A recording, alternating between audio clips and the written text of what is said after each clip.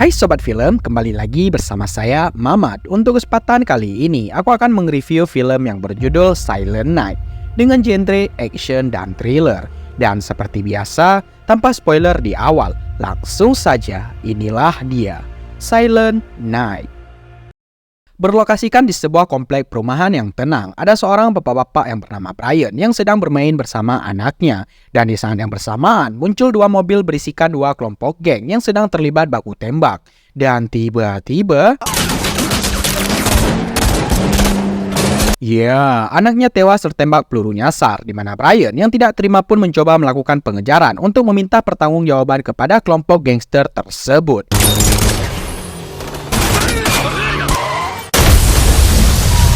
Setelah salah satu kelompok geng tertabrak, kini tersisa satu kelompok lagi yang masih bertahan, di mana Brian mengambil sebatang besi dari dekat tempat sampah, sehingga... Namun Brian justru malah harus berhadapan langsung dengan ketua geng bernama Gonzales, yang turun dari mobilnya membawa sepucuk pistol, dikira dapat meminta pertanggungjawaban atas kematian anaknya. Brian justru harus menerima rasa sakit ketika Gonzales melepaskan tembakan tepat mengenai tenggorokannya. 1 bulan berlalu, Brian akhirnya siuman dengan sang istri yang selalu setia menemaninya. Namun Brian mengalami kebisuan permanen karena insiden luka tembak yang dialami tempo hari.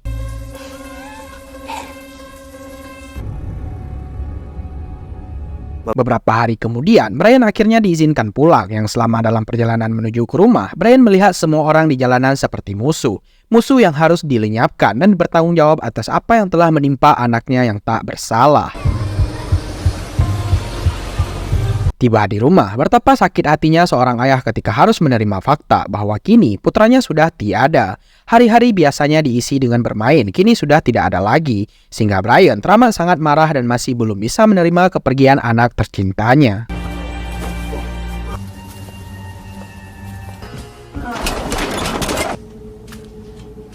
Hari-hari berlalu, Brian hanya menghabiskan waktu di dalam garasi sambil minum-minum, dan komunikasinya dengan sang istri pun menjadi kurang baik, bahkan untuk tatap muka sekalipun jarang sekali, sehingga kejadian ini cukup berdampak besar untuk rumah tangganya dan juga untuk kehidupan Brian sepenuhnya.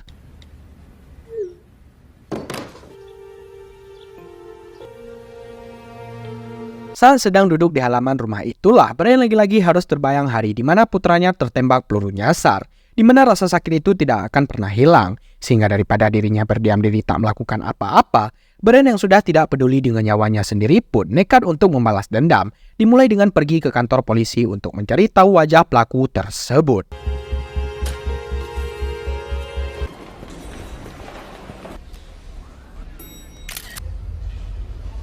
Selesai mendapatkan wajah Gonzales dan anak buahnya, Brian pun menempelkan semua wajah tersebut di papan garasinya. Dia mulai melakukan serangkaian latihan fisik dan kemampuan, seperti mempelajari serangan mematikan dengan menggunakan senjata tajam.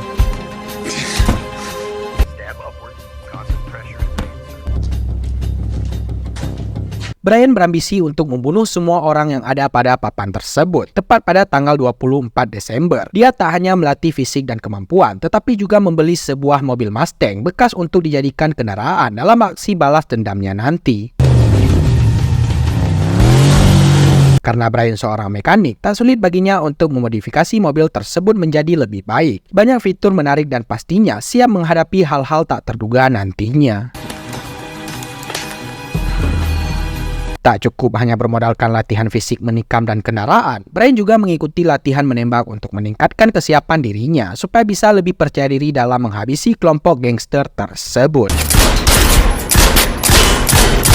1 bulan berlalu, sang istri akhirnya menyerah dan memutuskan untuk pulang ke rumah orang tuanya. Setelah Brian tak lagi punya keinginan untuk memulai kehidupan baru, Brian hanya fokus pada balas dendam dan tak punya waktu untuk istrinya, sehingga hidup Brian benar-benar sudah hancur dan tak punya kesempatan untuk mundur lagi. Tak ingin membuang waktu dengan mengasihani keadaan, Brian pun langsung pergi ke lapangan untuk latihan drive mobil dalam kecepatan tinggi. Dia melakukan semua secara mandiri, karena jika diminta diajarkan oleh Han Fast and Furious, maka dia harus pesan tiket pesawat lagi, dan itu sangat boncos sekali. Untuk memastikan kembali targetnya, Brian pun mengamati Gonzales dari kejauhan dan mendapati beberapa orang penting yang dijadikan orang kepercayaannya, sehingga hal itu mempermudah Brian untuk menentukan target pertamanya. Mendekati hari eksekusi, Brian pun melakukan latihan fisik eksekusi terakhir, yang setelah hampir 7 bulan fokus latihan, Brian akhirnya menunjukkan progres luar biasa, saat semua aspek yang dibutuhkan untuk balas dendam telah berhasil diraihnya dengan sempurna.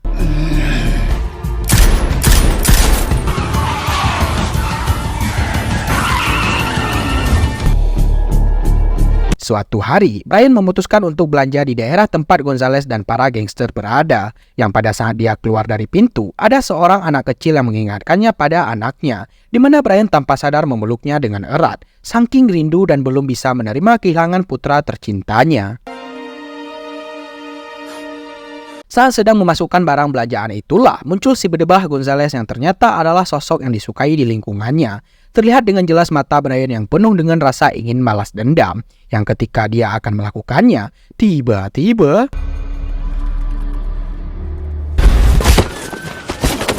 ya, Brian tak sengaja menabrak pacarnya Gonzales yang ternyata sama-sama tidak punya otak. Ketika dia menumpaskan es krim tepat ke wajah Brian, yang hal itu semakin membuatnya geram.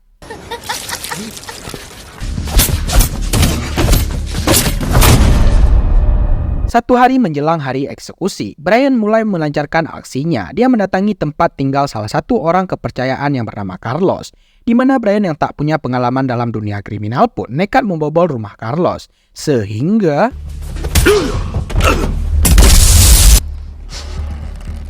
ya, entah apapun latar belakangnya, seberapa banyak pengalaman yang dimilikinya, namun ketika orang yang dicintai direnggut nyawanya, maka orang biasa pun sekaligus seperti Brian bisa melakukan hal yang senekat ini. Hanya untuk mendapatkan keadilan, Brian memaksa si Carlos ini untuk mengisir formulir pertanyaan tentang apa nama kelompok gangsternya, siapa saja koleganya, di mana lokasinya, bisnis apa saja yang dijalankannya, dan pertanyaan-pertanyaan lainnya.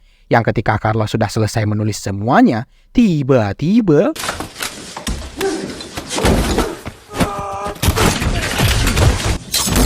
ya, sempat terjadi perkelahian, namun Brian yang punya tekad jauh lebih kuat pun berhasil memenangkan pertarungan dan membawa si Carlos tepat ke depan pintu rumah seorang detektif kepolisian, lengkap dengan sebuah surat berisi semua pengakuan dan juga keterangan dari si Carlos itu sendiri.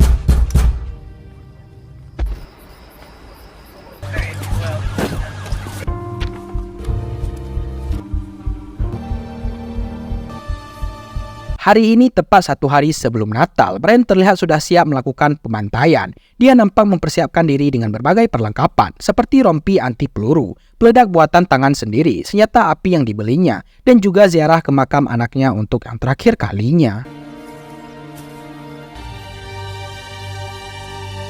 Singkat cerita, tibalah Brian di lingkungan tempat tinggalnya Gonzales dan anak buah, di mana dia secara kebetulan melihat 2 gangster sedang memalak dan menyakiti pasangan pejalan kaki. Yang tepat saat keduanya selesai beraksi, Brian pun langsung putar balik dan menjepit mereka berdua ke bintih toko.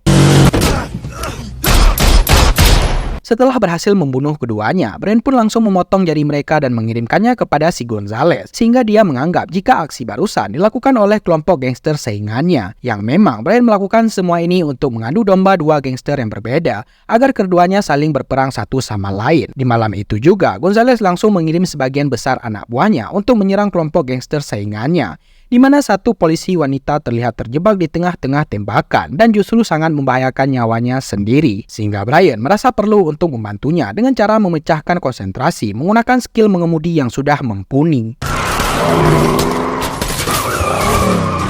Naasnya, nasib si polwan yang harus tewas karena tertembak juga akhirnya. Brian justru malah baru menyadari jika sedari tadi dirinya direkam oleh salah satu anak buah Gonzales, sehingga dia merasa perlu untuk merebut ponsel tersebut, sehingga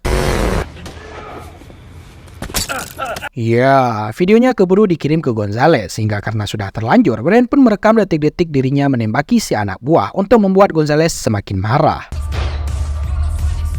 Gonzales pun seketika teringat dengan wajah Brian yang dikira sudah mati 7 bulan yang lalu, di mana Gonzales yang tak terima pun menghubungi ajudannya yang bernama Ruiz dan memerintahkannya untuk membunuh si Brian, di mana si ajudan nampaknya tak perlu sulit-sulit untuk mencarinya karena Brian datang sendiri untuk memancing mereka semua untuk mengejarnya.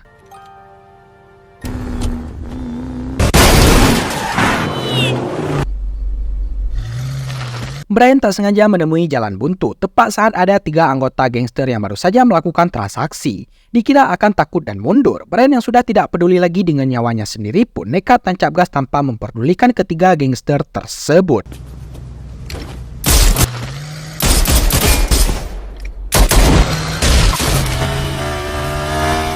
Tak hanya itu saja, Brian bahkan berhasil membuat Ruiz mengalami kecelakaan, termasuk menjatuhkan satu gangster yang mengejarnya menggunakan kendaraan sepeda motor.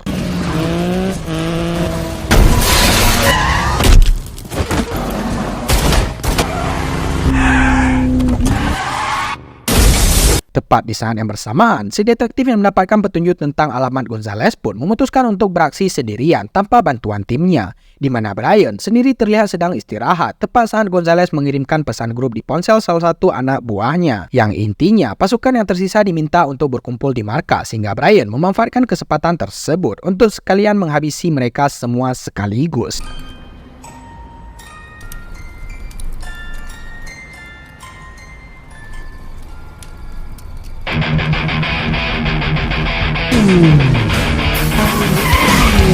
Ya, Brian berhasil masuk ke dalam gedung dengan cara yang brutal, yang dengan memanfaatkan tangki motor yang bocor, Brian segera mengambil shotgunnya, sehingga tepat saat Gonzales dan pacarnya sedang menikmati efek narkoboy, Brian sendiri berhasil menghabisi semua pasukan yang ada di bawah.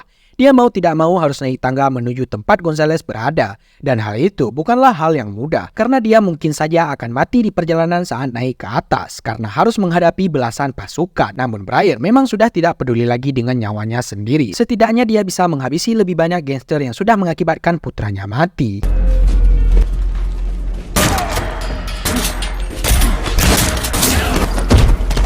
Dan ya, orang yang sudah tidak takut mati akan lebih mudah melakukan aksi tanpa banyak pikir ini itu, di mana Brian langsung memasang jebakan berupa kawat peledak untuk mencegah siapapun masuk ke dalam ruangan tempat si Gonzales berada. Ya, ternyata si ajudan masih hidup, yang tepat saat mereka berdua sedang bertarung, muncullah 3 anak buah Gonzales, dan tiba-tiba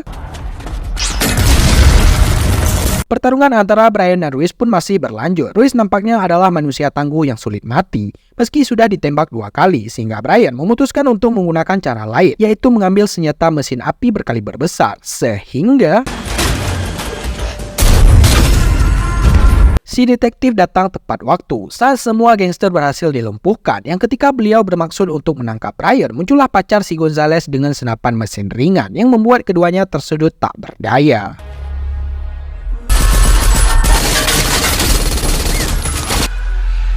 Brian berhasil muncul dari sisi samping, walaupun Brian sangat ingin balas dendam atas insiden di supermarket. Namun Brian masih punya nurani dengan membiarkannya pergi saja. Namun tiba-tiba,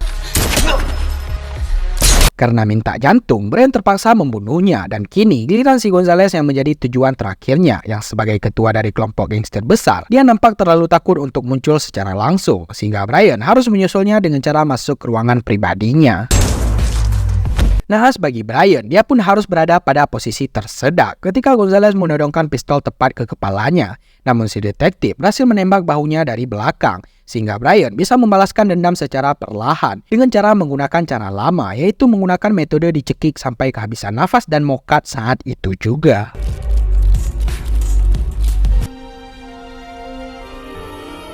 Dan pada akhirnya, balas dendam justru hanya menambah penderitaan. Bukan untuk yang mati, melainkan bagi orang yang ditinggalkan oleh orang mati.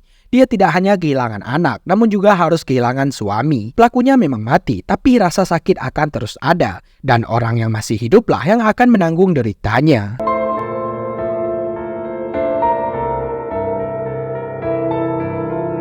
Dan film pun berakhir. Pelajaran yang dapat kita ambil adalah ketika kamu memulai perjalanan balas dendam, mulailah dengan menggali 2 kuburan, satu untuk musuhmu dan satu untuk dirimu sendiri. Itu, saya Mamat mewakili orang-orang yang sering di ghosting gebetan pun pamit undur diri dan berterima kasih karena kalian sudah menonton video ini. Sampai jumpa di video lainnya. See you next time.